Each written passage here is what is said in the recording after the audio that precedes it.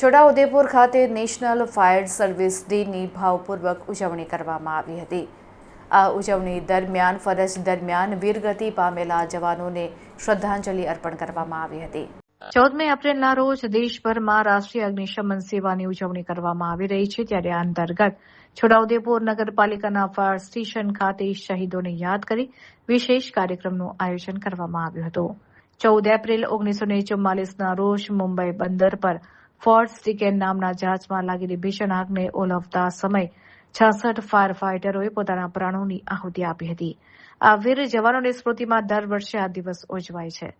Chhota Udepur fire station ખાતે નગરપાલિકા પ્રમુખ મંજુલાબેન કોહલી, કારોબારી અધ્યક્ષ અલ્પાબેન શાહ અને અન્ય પદાધિકારીઓની હાજરીમાં શહીદોને ભાવભીની શ્રદ્ધાંજલિ અર્પણ કરવામાં આવી હતી।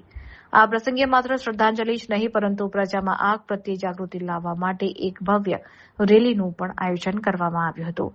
ફાયર વિભાગના અદ્યતન સાધનો અને બોમ્બા સાથે નીકળેલી આ રેલી નગરના વિવિધ વિસ્તારોમાં ફરી હતી, જેમાં તાલીમાર્થી વિદ્યાર્થીઓ અને ફાયર સ્ટાફે જોડાઈને લોકોને આગ લાગવાના સમયે લેવાના સાવચેતી પગલાં અને બચાવ કામગીરી વિશે માહિતગાર કર્યા હતા। આ કાર્યક્રમમાં પાલિકાના વિવિધ સમિતિના ચેરમેન, સભ્યો, ફાયર વિભાગનો સ્ટાફ વગેરે ઉપસ્થિત રહ્યો હતો। અધિકારીઓએ જણાવ્યું હતું કે અગ્નિશમન સેવા એ માત્ર વ્યવસાય નથી, પરંતુ જનસેવા માટેનું સમર્પણ છે। આજરોજ નગરપાલિકા છોટાઉદેપુર ફાયર સ્ટેશન ખાતે રાષ્ટ્રીય અગ્નિશમન દિવસની ઉજવણી કરવામાં આવેલી હતી, જેમાં 14 એપ્રિલ 1944ના રોજ બોમ્બે વિક્ટોરિયા ડોકયાર્ડની અંદર જે જહાજની અંદર દારૂ ગોળા, કપાસની ગાસડીઓ, સોનું ભરેલું હતું, જે પ્રચંડ બ્લાસ્ટ થયેલ હતો, જેમાં 66 જેટલા ફાયર કર્મીઓ શહીદ થયેલા હતા।